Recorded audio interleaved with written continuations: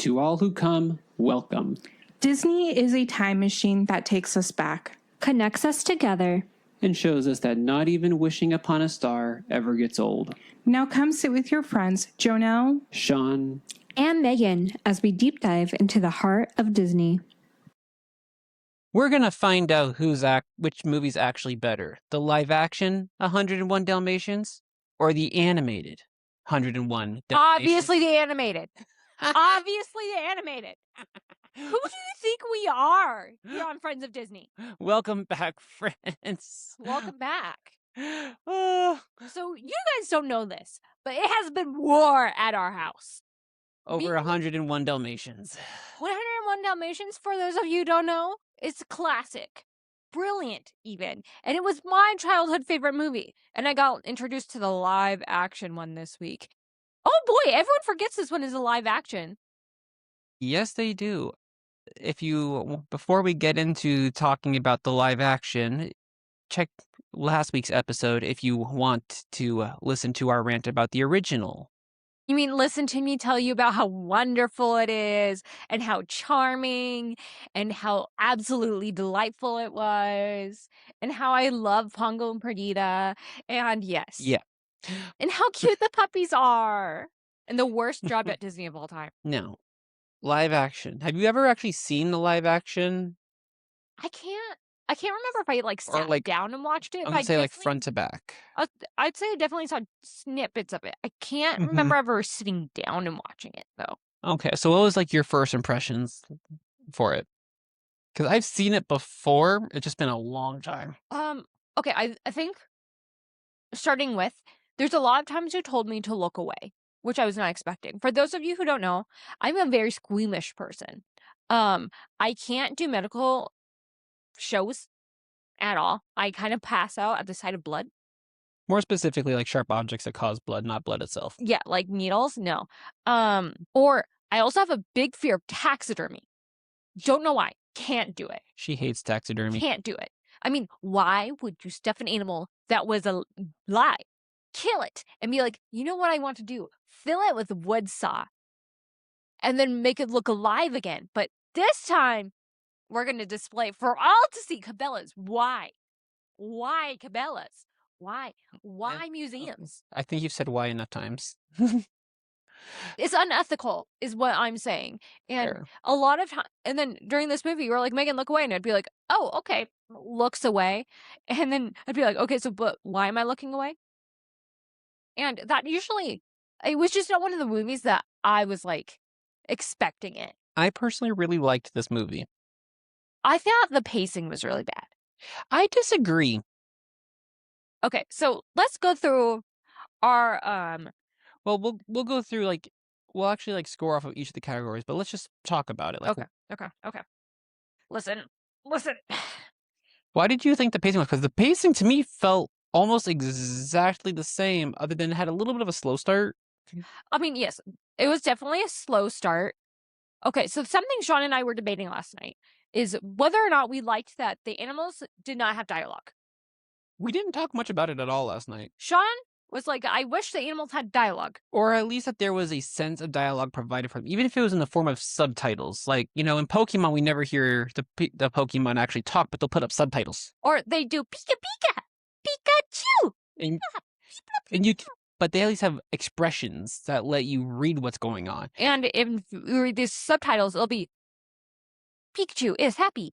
Pika. Exactly. But with this movie, they didn't talk.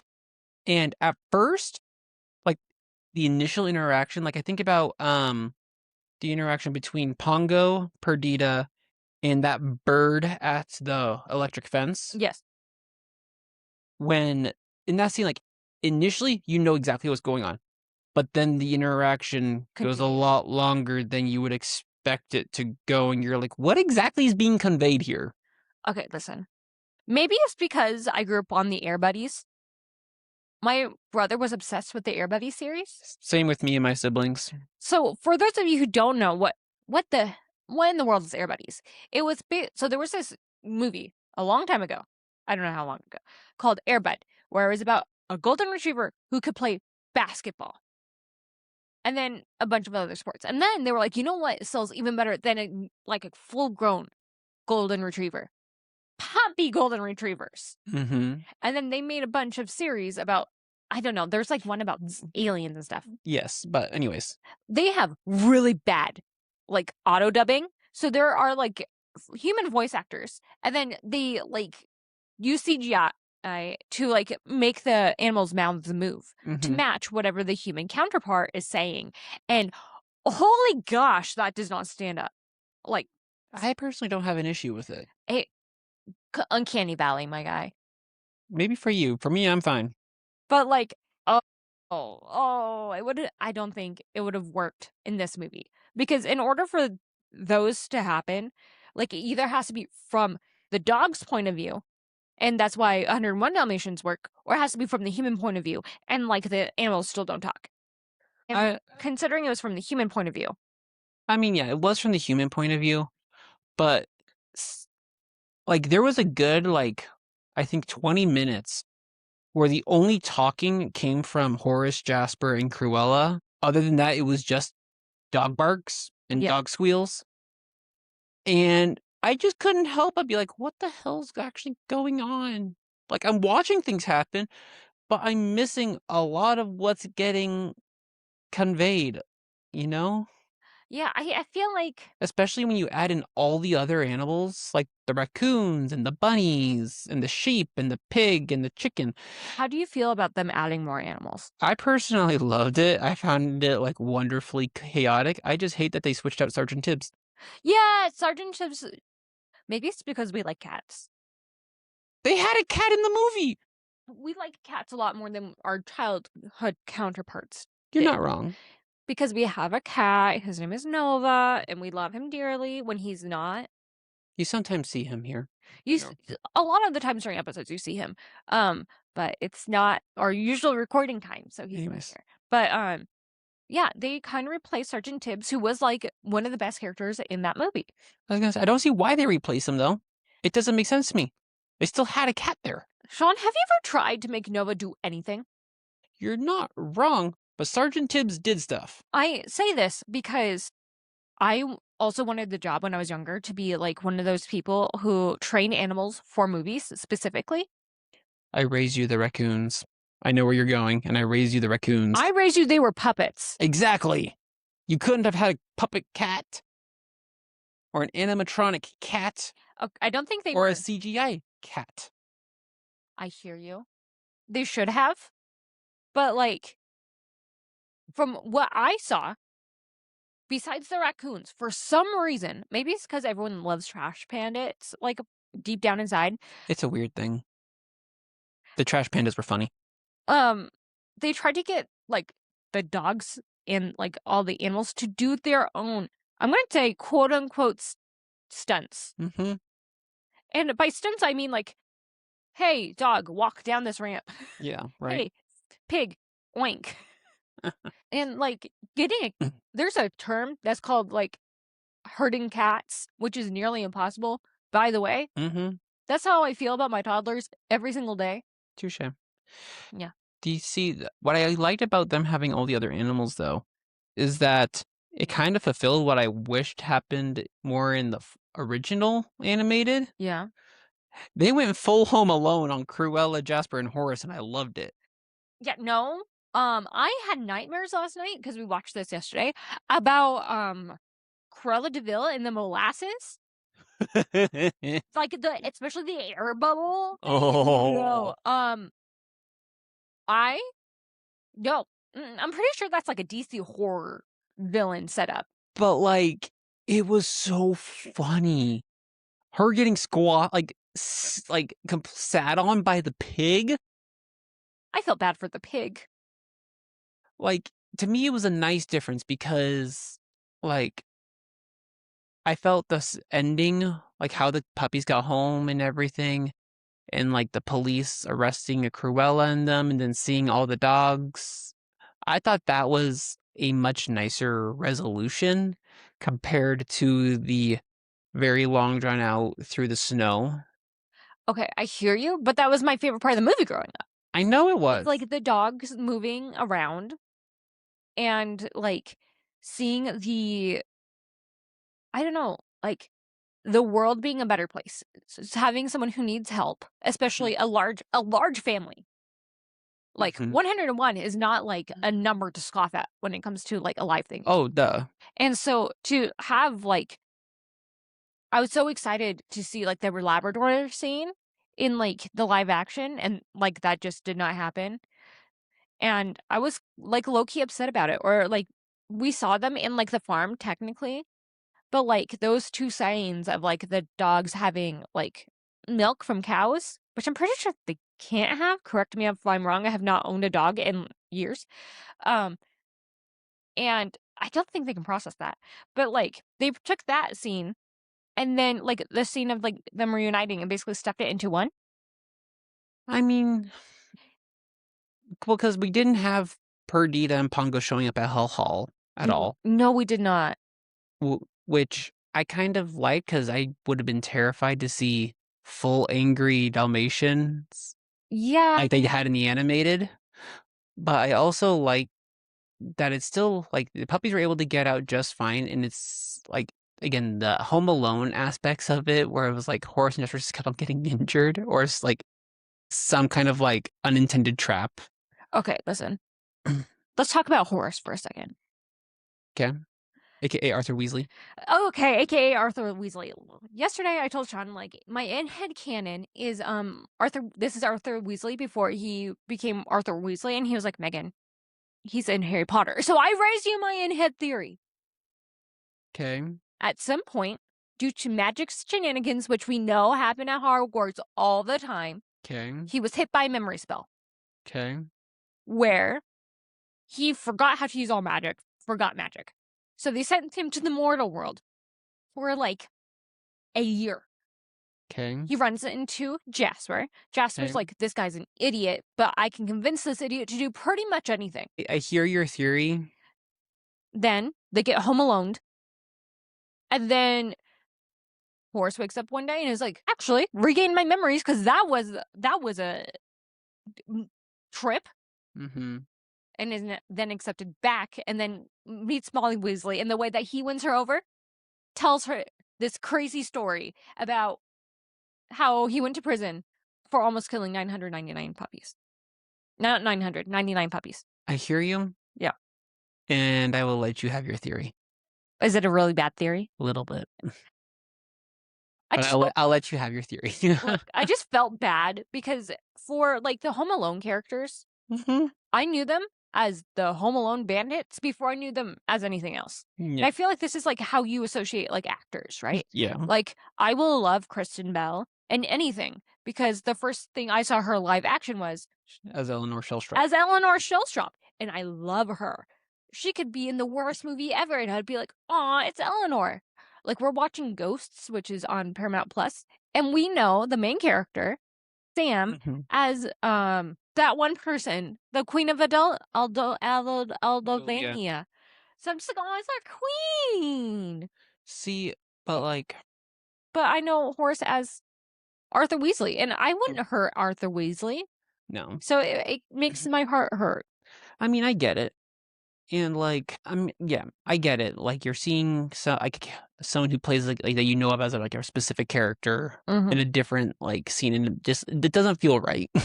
What we also have to understand is, just putting my own personal history out there, is watching movies and understanding like different actors, relationships to different actors, Mm-hmm. as in like this actor plays this character in this movie and this character in another series and a character in this series, is very new to me.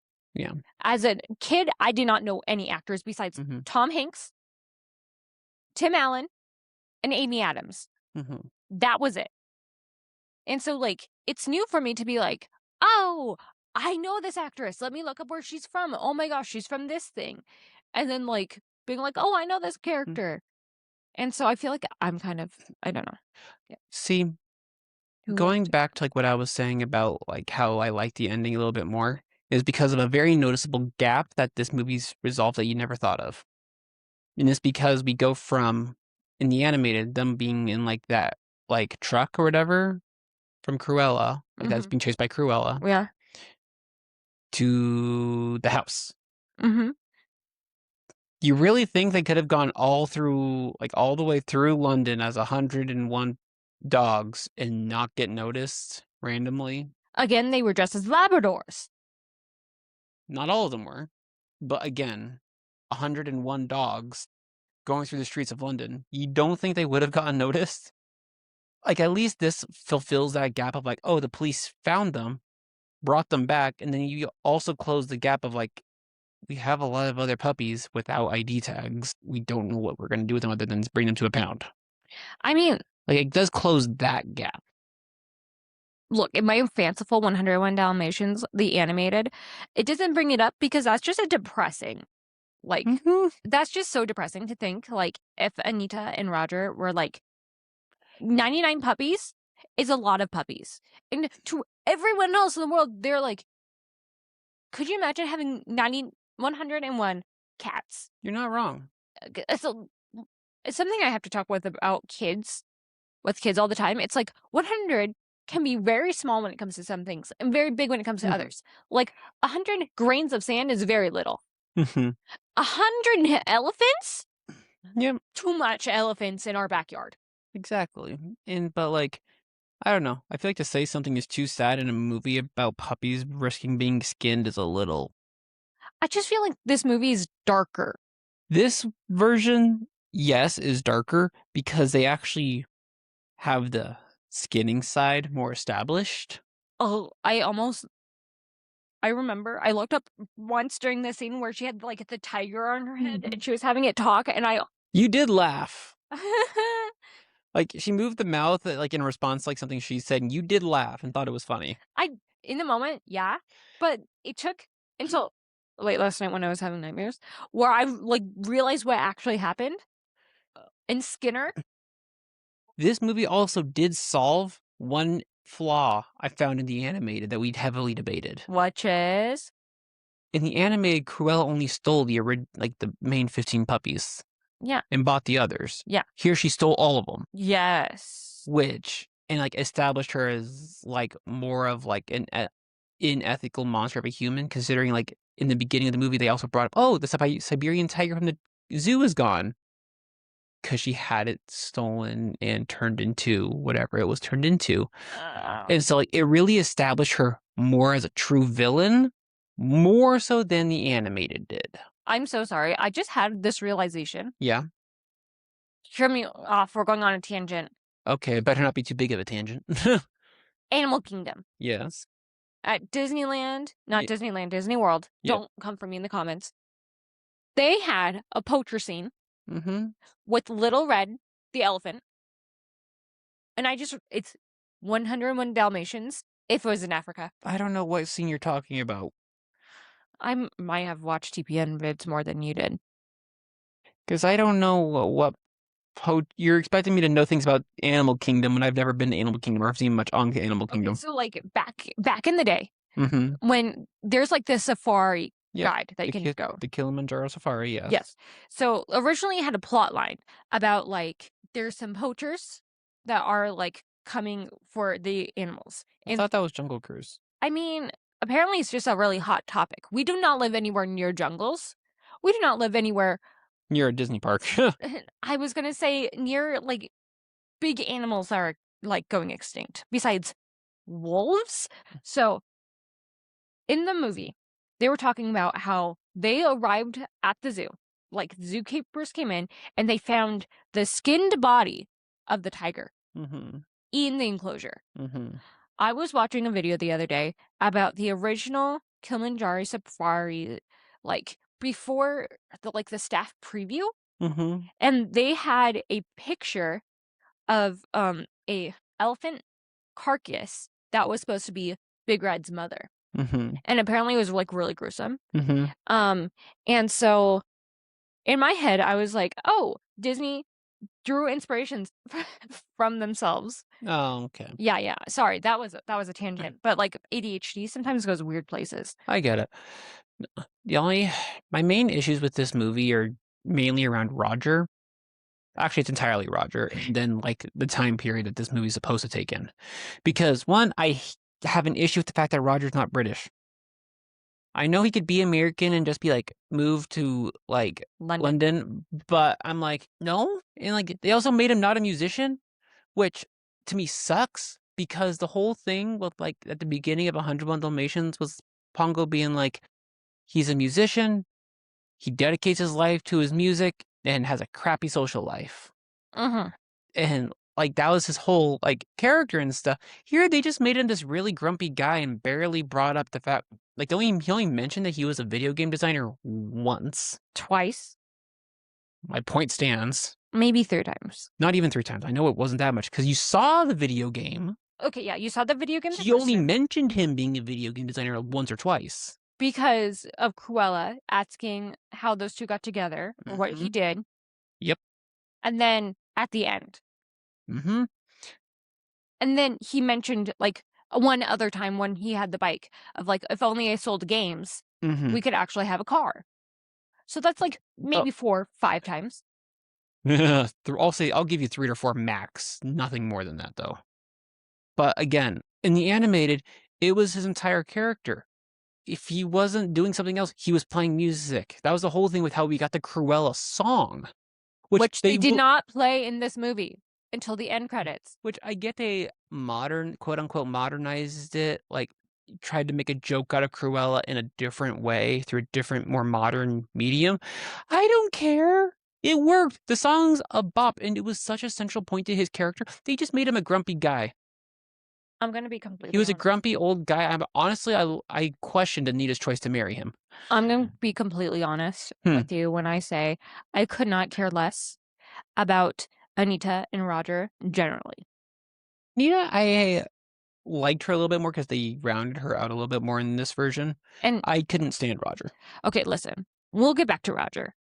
But Anita in this version is like I hate how Nanny said, like, because she was like describing how like the dog was feeling when the dog was pregnant.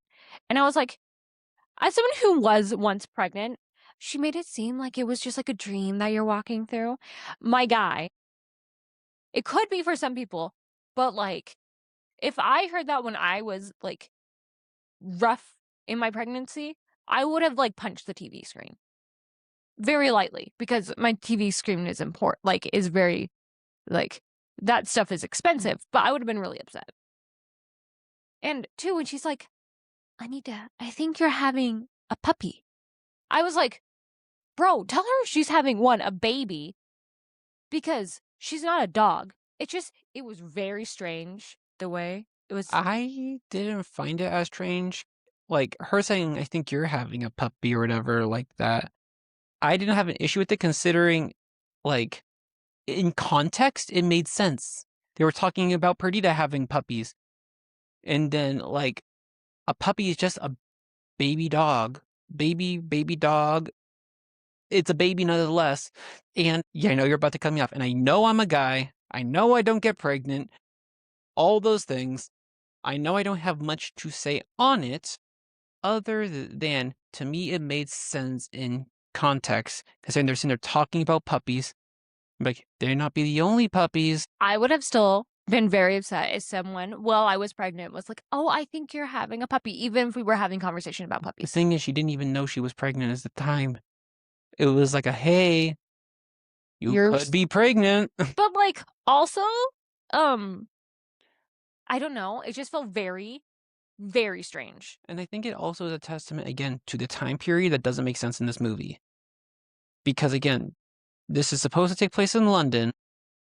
With cars around. With cars, but the cars look old. But yet this takes place in a time period where video games exist, early video games, which means you're probably in the 90s. Yeah. Considering it was like 3D animated games. So you're talking late 90s, early 2000s, right when the movie came out. Yeah. But the cars are all old. Like even the trucks. Like not just Cruella's car, but like the trucks are also old. And you would have this like more science to know about like how to get pregnant, whether or not to know you're pregnant or such, besides old wise tales. Like the nanny is operating off of. Just nothing makes sense here. The other thing that really bothers me about like Anita's pregnancy is there supposed to be like, oh my gosh, Anita and Pretty are going through the same thing at the same time? But they And show none of it. well, they show none of her. Because if you look at Anita during the entire movie, She's skinny. I was gonna say she doesn't look pregnant, nor does she act pregnant. And listen, I didn't show very much when I was pregnant. People would be like, "Oh my gosh, Megan, I hear you're pregnant. How far along are you?" And there was one time where I was like, "Oh, I'm due next week," and they're like, "Oh, that's funny, but seriously, when are you due?" My boss told me that like, "Oh, we'll give you more bathroom breaks when you're farther along, because you're not that big. He's not pressing on your bladder that much." I never got those breaks, Vicky. Hey, no doxing. I mean, I get it, but at the same time, dog pregnancy, to my knowledge, is a lot quicker It than is. human pregnancy. I'm pretty sure, yeah. And there was a good chunk of the movie where Roger and Anita were not there. I know.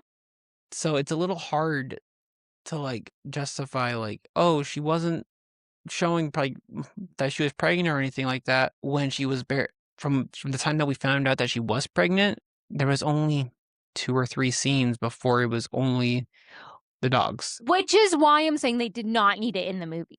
You're not wrong. Listen, if they took Anita's pregnancy out, then they would have took out that awkward scene where like Pongo and Roger respectively are waiting for their human/dog Mm-hmm. to come out of like the doctor's vet's office and see them walking down the street. Mm-hmm. Which was super awkward, by the way.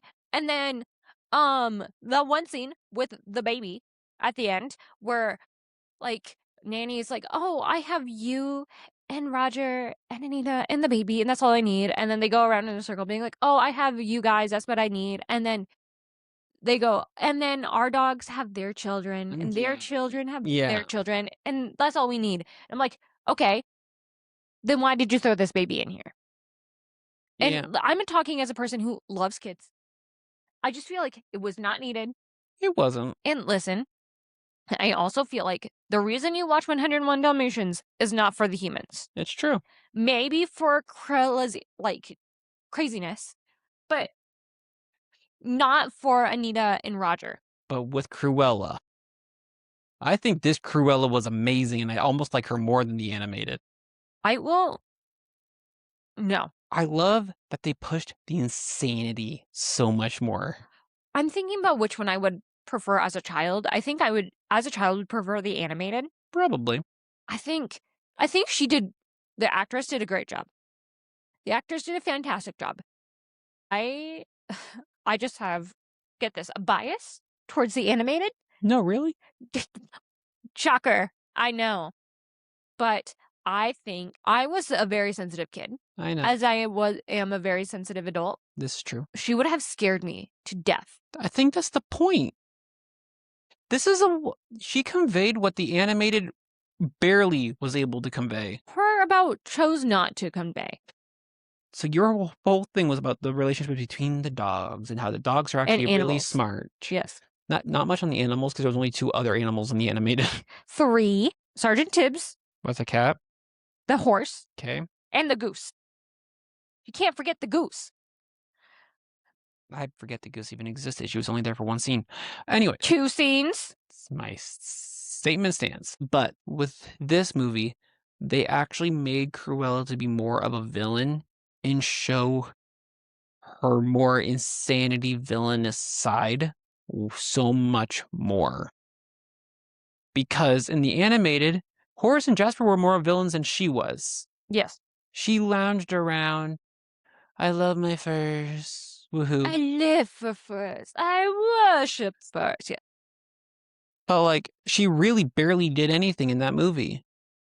And here, she was so much more. Yes, she was a fashion designer. She was a fashion designer. She got her hands much more dirty. Yes. Than the animated Cruella. And I both mean that literally and figuratively. Yes. Only thing I wish we had was her as an actual crazy woman driver. I don't, because of stereotypes. I'm saying the scene of like her actually going crazy in driving. Not the actual saying of crazy woman driver. I'm just like, but like her driving like so erratically and things like that. I would have loved to have seen that. I hear you. I know you like the animated one. I'm trying to point out things objectively comparing both of them. Because there are a lot of good things in this live action one. But the biggest hole of it is Sorry. dogs. Sorry. Okay. We're going back to one of our older episodes. Okay. How we were talking about live action versus the animated Mulan. Okay. And we were talking about the story of war. Mm-hmm. Because there's that one scene about the doll in the animated. Okay. Where adults realize, oh, crap, when they see the doll and the burnt village and how it's just like, it's heart-wrenching. But in the live action, they see all the dead soldiers. Yes. I think it's like a similar idea that I'm toying with right now. Mm-hmm. Because in the animated, yeah, we knew that Cruella was like going to skin and like kill the puppies. Mm-hmm. But like there was like the song Cruella de Vil, which was again a huge bop. But like they distracted us with like adventures Mm-hmm. of like the animals and like the heartwarmingness of community. In the live action, which they always tend to do, is they tend to make it more serious. They really zoned in and they were like, no, but like let's actually show you a realistic version of Cruella de Vil. Which was terrifying in all the best ways. And Skinner is so scary. That was like, I honestly appreciated that adding in a Skinner personally. Also, did anyone catch the song that Michael Bublé was singing? No. I didn't even hear it. Oh my gosh, it was during like the scene where they were giving I was gonna say necklaces, the collars to the puppies. He was playing in the background. Anyways. If anyone caught it, can you say that in the comments below so I'm not crazy? Thank you. Anyways, you were saying? I don't want to say that I always prefer lighthearted.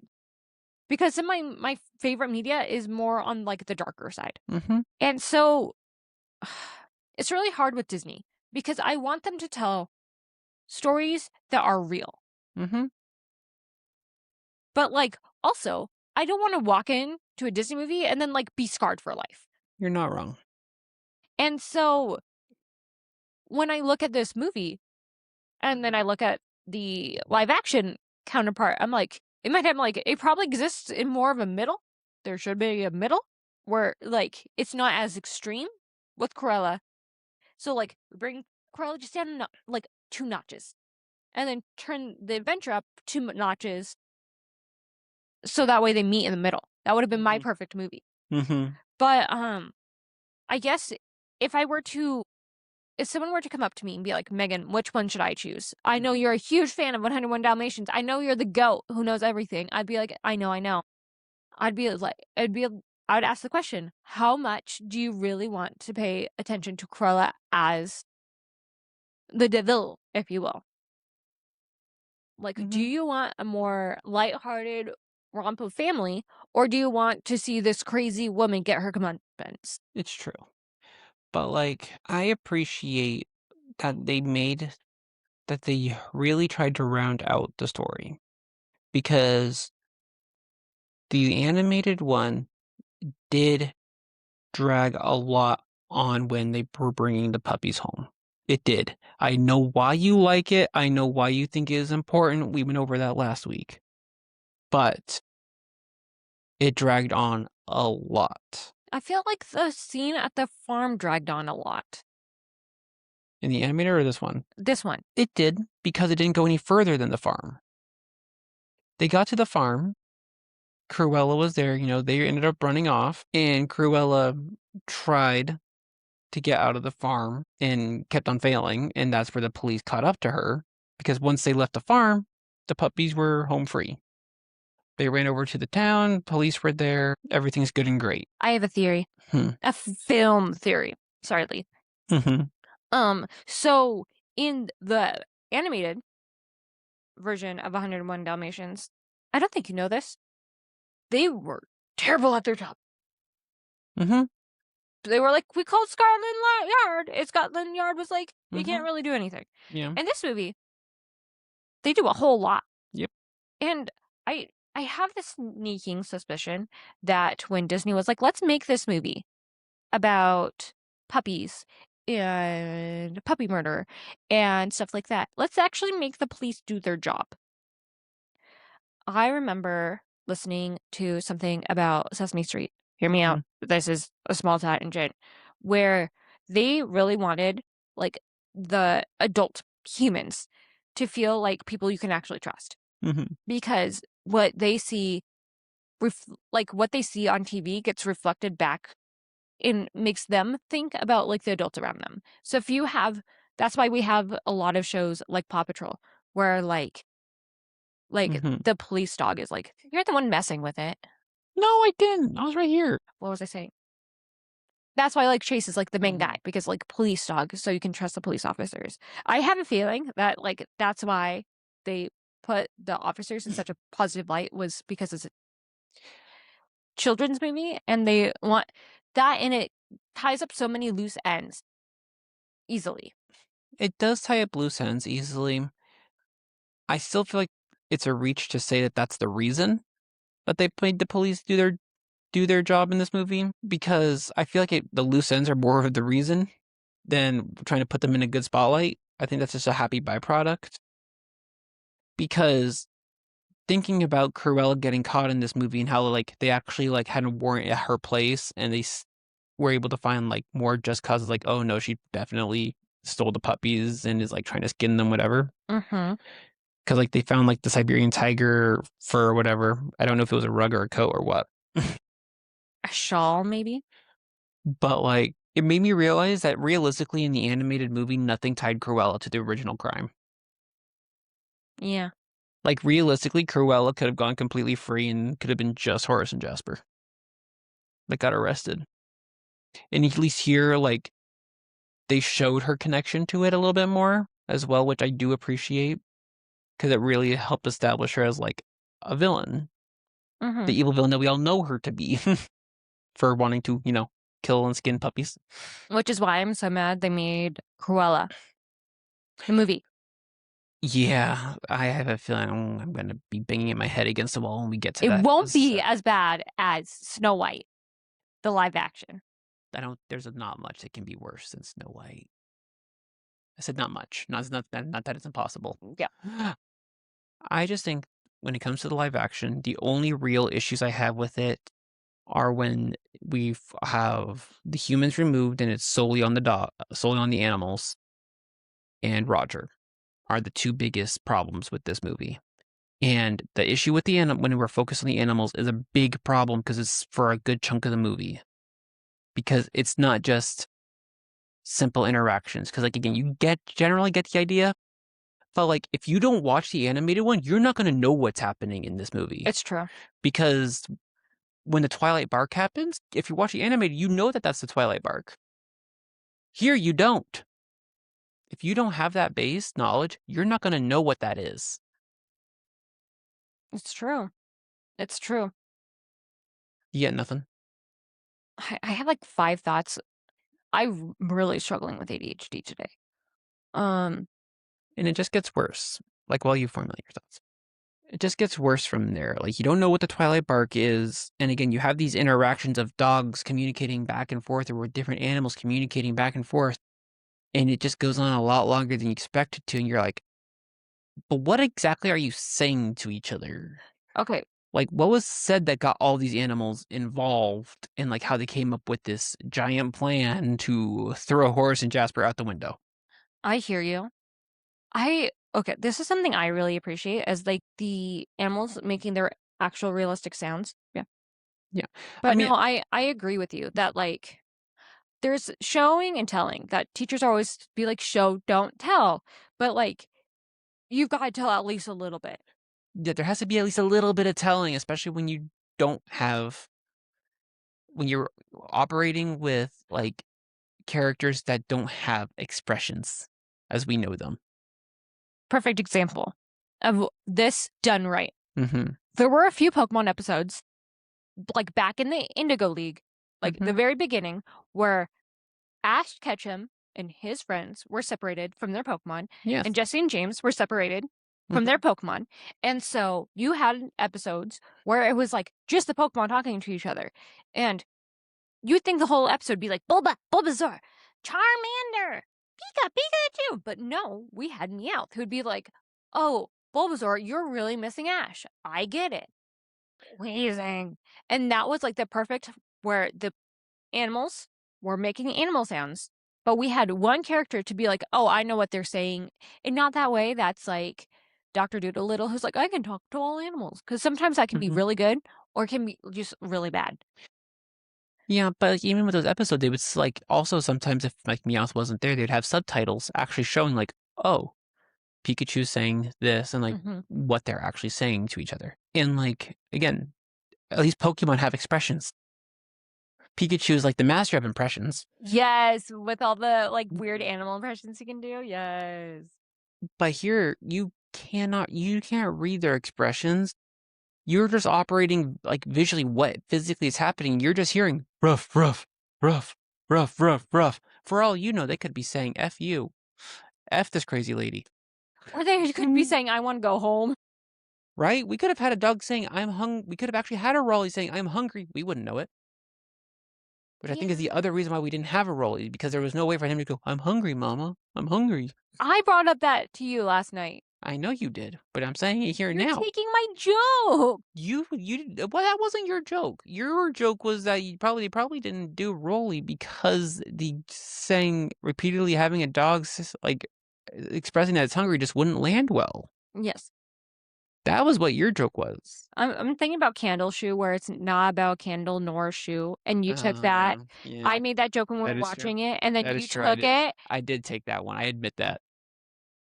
I did not work hard for that joke, but I was so effing proud of it. And then Sean's just like, I'm going to take it and use it during the podcast episode because I'm Sean. You would paint me out to be much more mischievous about it than I was. But anyways. I'm going to go save the cat from the baby's room. I'll be right back. I'm back. And here's Nova, our Sergeant Chebs of today's episode. Roger's the only other thing I hate about this movie. And then, like, yeah, the beginning was really slow. It was so slow. And I personally did not like this. Like, I hated the interaction that they had, the initial interaction they had between Anita and Roger. Like, same. The whole hitting him in the face with the bag because he thought Perdita was Pongo, not realizing it was Perdita. The brick thing was weird because I couldn't tell if it was sarcasm or not. And then there was the whole both of them being thrown in the pond situation. Like, it was just not that great, in my opinion. I liked the animated one a little bit more because it kind of painted Pongo more in this, like, wingman type role. It also made... Yes, hi, kitten. Pongo was also more of, like, an active agent in, like, the animated. Something that a professor once told me, which has stuck with me for years, thank you, Kenneth Brown, is love is done best when it is an action. And so you can tell that, like, in like the animated, that Pongo really loves Roger by like literally like manipulating quote unquote time, the clock, not actual time. And then like going and then like interacting with Anita and Purdy and all these things. Yep. And the live action, it feels like, yes, Pongo did things, but the great thing about the animated was we knew that the dogs and animals had higher intelligence than like the humans gave them credit for. Yep. In this, they're just like normal animals. Yeah, they're very up until the point where the puppies are stolen, like where they go off to like save the puppies. They are more side characters than anything else versus the main characters.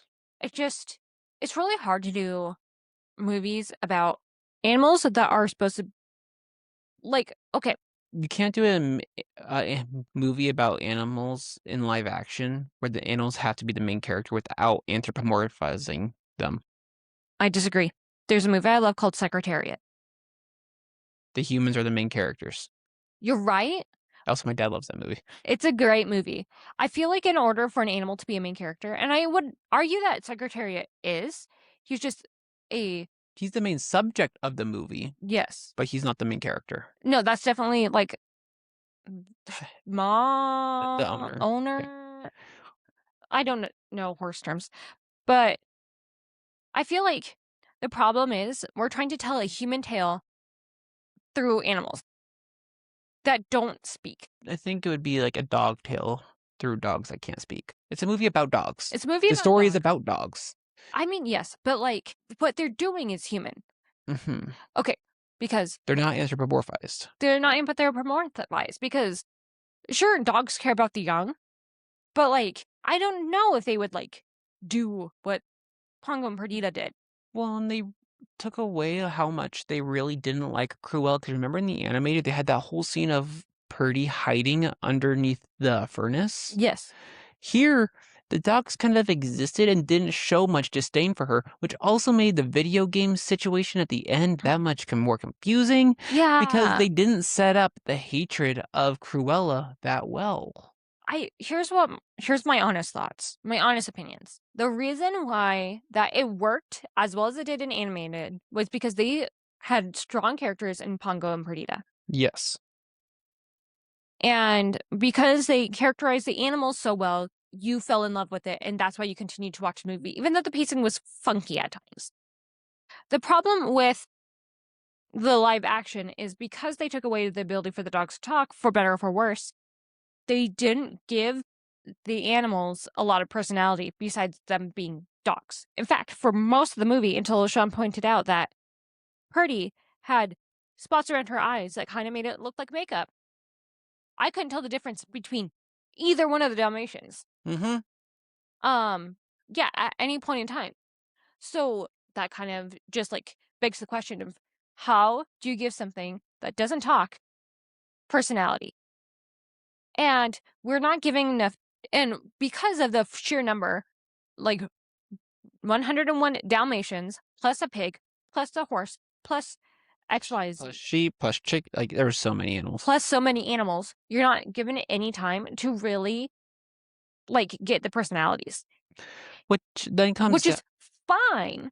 But it also comes down to, like, okay, what can you have added in that works? What can you have added in that doesn't? They had this whole thing with bunnies, and the bunnies didn't do anything, I know. which was odd. There was that random cat that we saw once, Mm-hmm. didn't do anything. Yeah. The horse did his job, the pig did his job, the sheep did their job.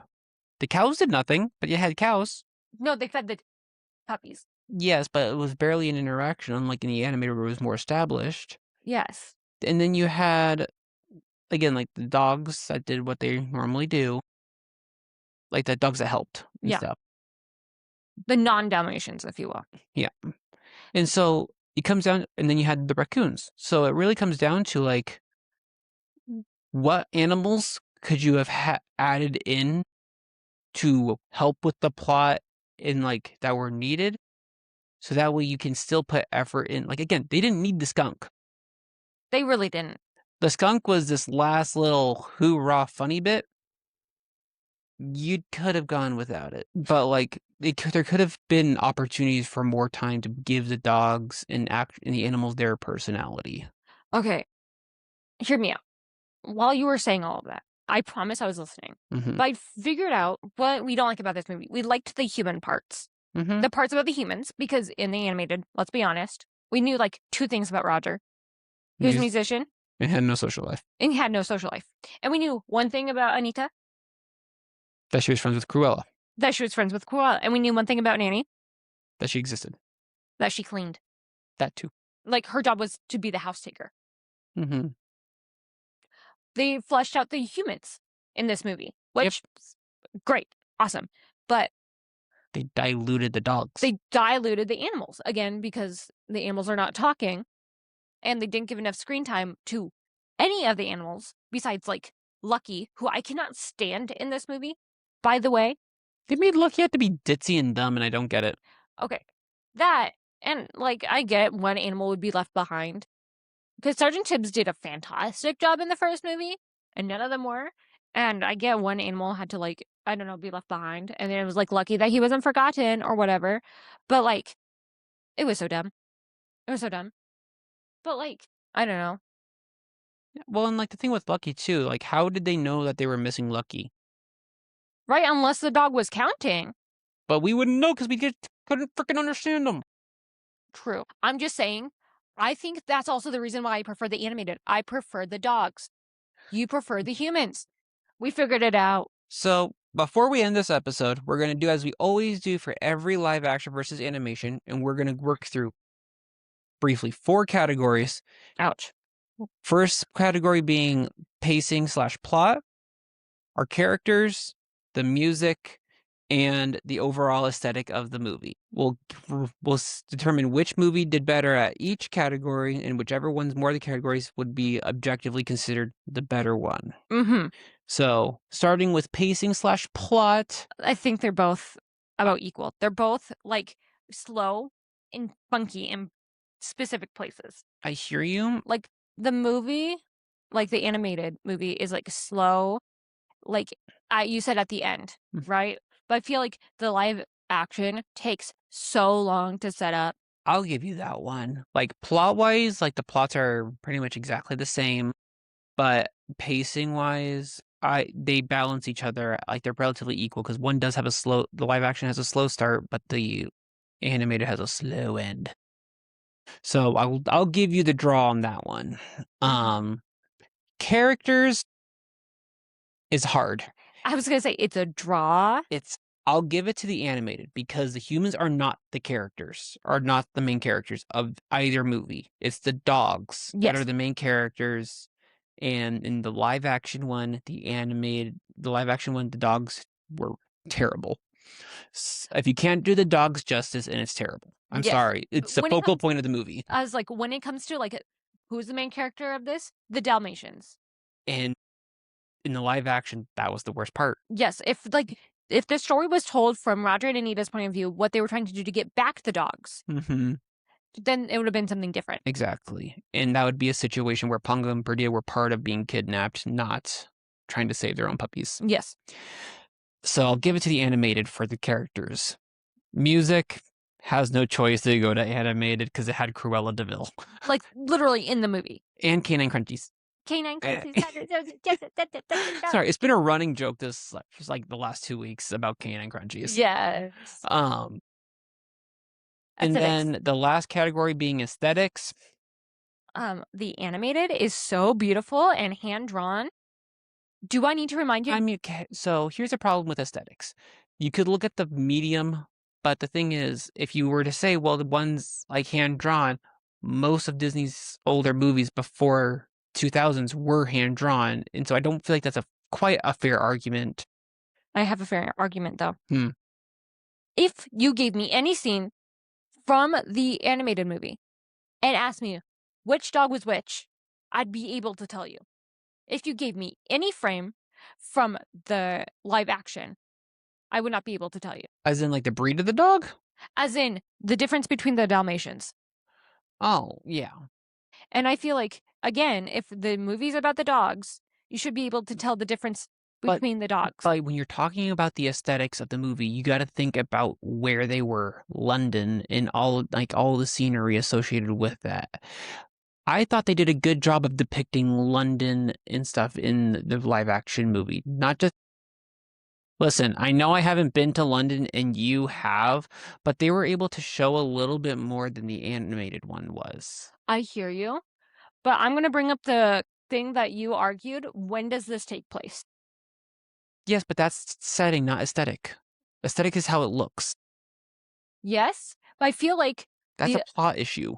I feel like the aesthetics were also just everywhere. I don't think so. Okay, the difference between Anita's more modern house apartment thingy versus Cruella's super modern, like the modern style office building where it's like black, white, stark, versus the DeVille mansion, which is gothic. And I know that, like, because I've been to London, that like all those exist together.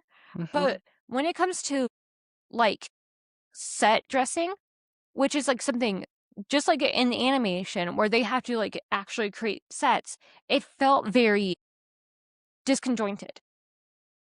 But it felt like there was a little bit more life with when you're looking at like scenery and such. Because like I think about the park scene and how like you had them like going around in that circle with the other bikes, and you had the like band, the military band.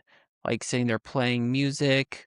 You had the church with the beautiful stained glass window, which I know that was depicted a little bit in the animated movie, but like it being live action, it looked even prettier. And I then disagree. I'm sorry. I'm just never gonna get you to say anything about the live action's better than the animated. I like the animated more than the live action. I I'm care about the cute dogs and their family core aesthetic. Don't get me wrong. I agree that the animated one has the better aesthetic. I'm just trying to see if I can get you to say anything of like, you know what? I agree about the live action in one instance being better than than the animated. I like how I like how, because we know, because she lives for furs, she worships furs, how we get like 2 different dresses or outfits, I guess, for Cruella. There's like her black, like lounging at home one, and then like her fur coat. I have to give it to the animated, to the live action, sorry. Like, we know she's a fashion designer, but she changed outfits all the time. And we see her constantly wearing furs. Different furs too.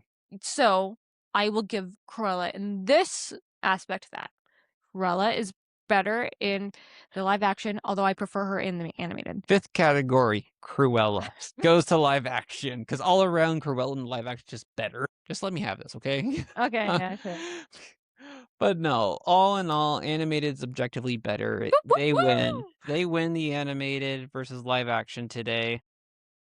So check back next week for when we talk about 101 Dalmatians 2, the animated one, which is different than 102 Dalmatians of live action. Which we will also cover in 2 weeks. So if you want to see that action, please smash that like button. Please share with your friends. Please do all the things on And social hit- medias. I'm gonna say, and hit the subscribe button. And the notification bell on YouTube so you can actually like get notified. But Sometimes anyways, it works, sometimes it doesn't. But you know, it's yep. worth a shot. Bye, friends. Bye.